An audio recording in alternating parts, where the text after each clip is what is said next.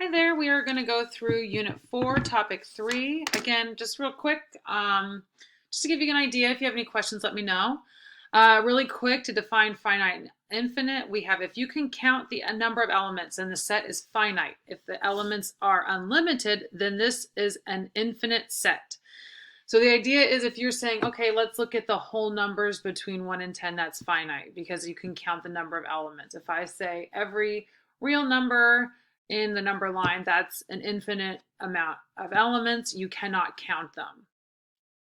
So here we have an example. X is a parish in Louisiana. That's countable. We can easily count the parishes in Louisiana. That's finite. Numbers 1, 2, 3, all the real numbers all the way up. That's infinite because it goes to infinity. Here again, we have all the integers. Well, yeah, all the countable numbers between 12 and 18. So that would be finite. Let's go talk now about subsets. So a subset B is a smaller set from a larger set A. It doesn't always have to be called A and B. That's just for definition's sake. Some elements are taken from set A to create subset B. So here we have the subset B of a set A is denoted with this. It looks like kind of like a backwards, not backwards, but it kind of looks like a C with a line under it. If you see B with that notation, then B is not a subset of A. It's kind of like when you have like equals and then not equals. It's the same idea. So when we're looking at a subset, let's say you have all your elements in A, and then you take some of those elements, that's B. That would be that, like, for example, B is a subset of A. Okay, you can also have it where that's A, and then that's B, and then they're subsets of one another. Oops, I'm sorry, that little thing. Then they're subsets of one another. Okay. If the subset is not exactly like the set A, then this is called a proper subset. The notation for a proper subset is C. In other words, this would not be considered a proper subset because they're exactly the same. Those are just subsets. But here in this case, since B is not exactly A, then it is a proper subset. And it would be notated, then we would say, in this case, we would say that B is A. Actually, in this case, it's both. These are both applied because it's a subset. Oops, sorry about that. I was saying right here, because it's a proper subset, we would say B is a proper subset of A, but it is also still a subset. So both of these apply here. Now down here, only we could say B is a subset of A. We could never say B is a proper subset because they are the same set. All right. I'm going to go through some of the homework examples. I just want to make sure and get through some of the definitions so that it's clear when we go into the homework examples. So here we have a set with K elements. That's the number of elements. So if I say a set has, let's say, okay, so let's say I give you some set A equals, let's just say 1, 2, 3. That has 3 elements.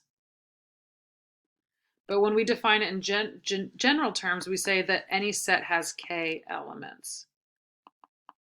Okay? So a set with K elements has 2 to the K power. Oh, you know what? There's just a typo there that should say subsets after it. Let's go ahead and add that in real quick. Oops. Subsets. Sorry about that. There we go. So a set with K elements has 2 to the K power subsets. So if I have, let's say, 3 elements, just like in this example, then the number of subsets I have is 2 to the 3rd power, which is 8. So that means that this set A has 8 subsets. Okay, now 2 to the K minus 1. And let me reiterate that and make sure it's really clear. That's 2 to the K minus 1.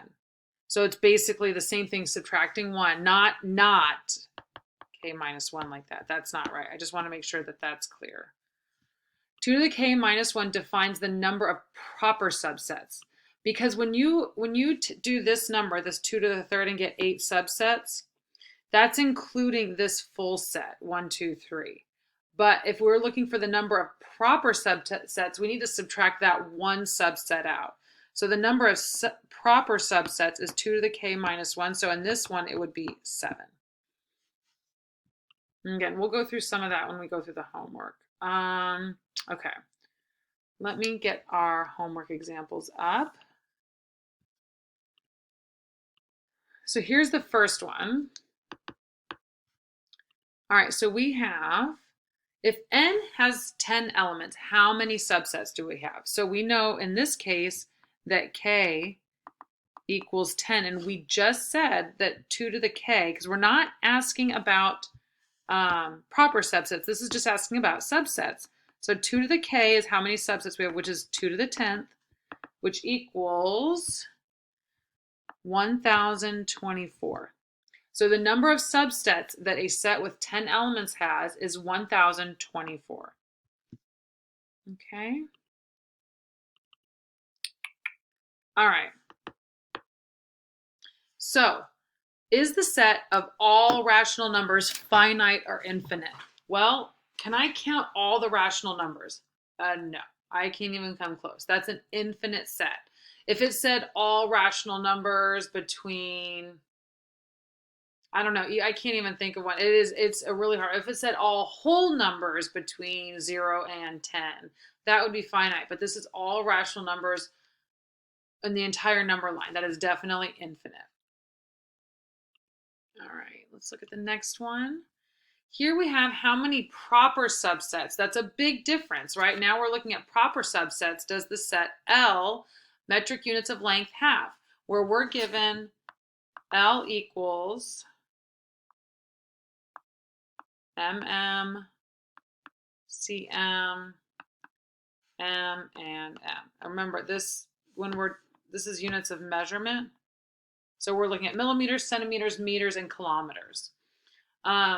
So we just talked about this. So how many elements do we have here? We have 1, 2, 3, 4. So k equals 4. So proper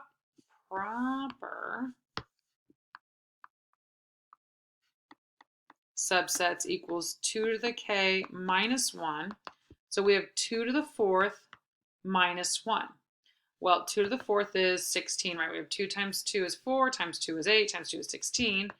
So 16 minus 1 gives us 15. So this is 15 proper subsets. If it was just asking for subsets, any subsets, it would be 16.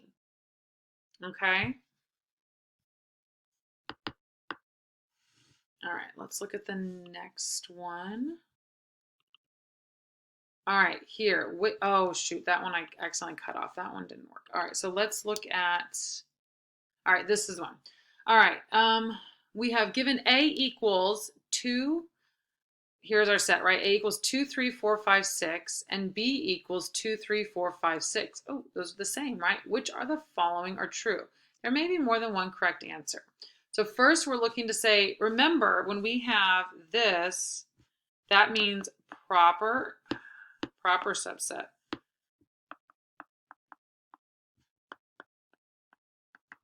And when we have this, that just means subset.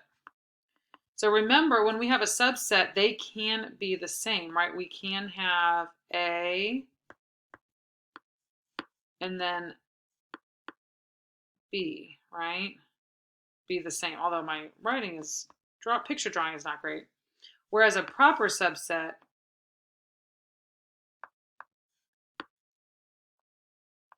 is like that, where they don't have the exact same numbers. But here we have very close.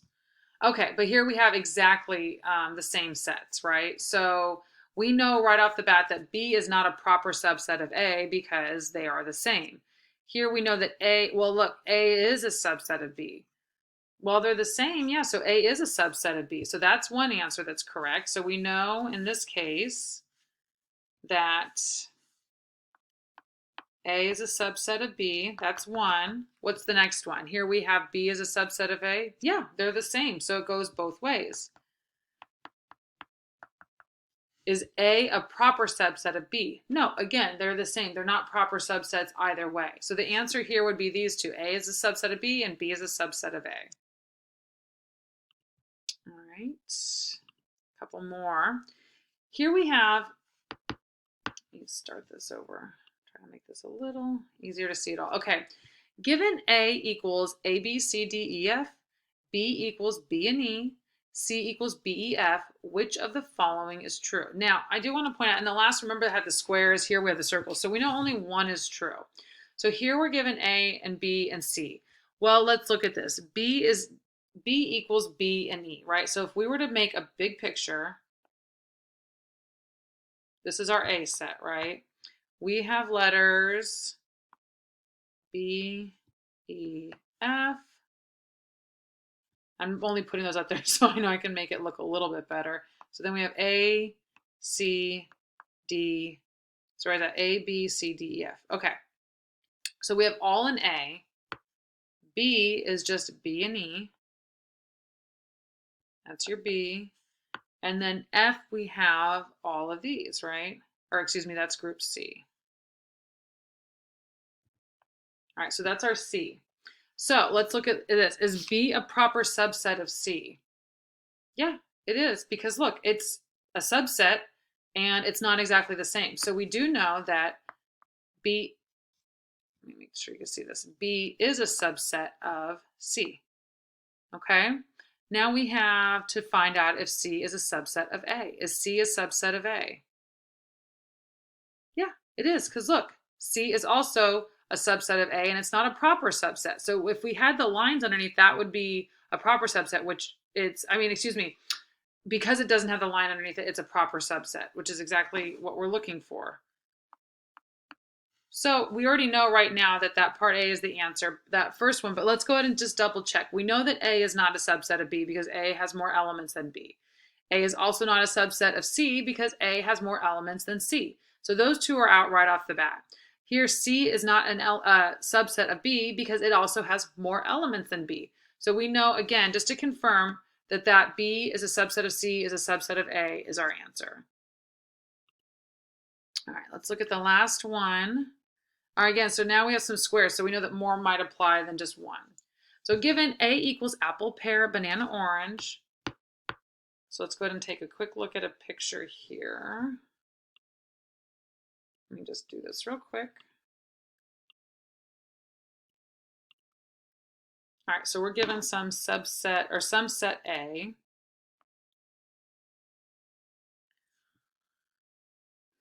So we have apple,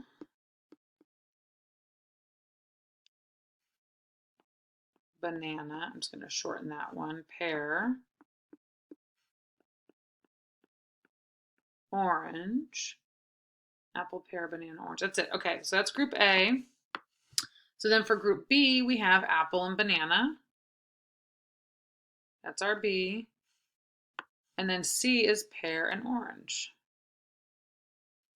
C. Okay, so we want to find out what our subsets are. Is B a subset of C? No, there is no overlap between B and C. So we know that that first one does not apply. A is a subset of C? No, because A has all of the elements in here, right? A is everything, and C is just those little two fruits, so we know that's not true. Is B a subset of A? Yes, B is a subset of A.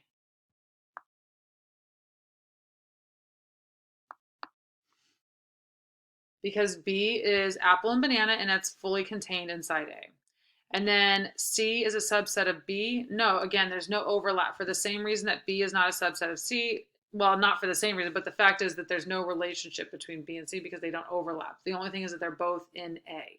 So the only one that we can say is correct is that B is a subset of A. All right, so that's just some examples for this unit 4, topic 3. If you have any questions about anything else, let me know. I'm more than happy to help you. So just keep chugging along on the work and let me know if you have any questions.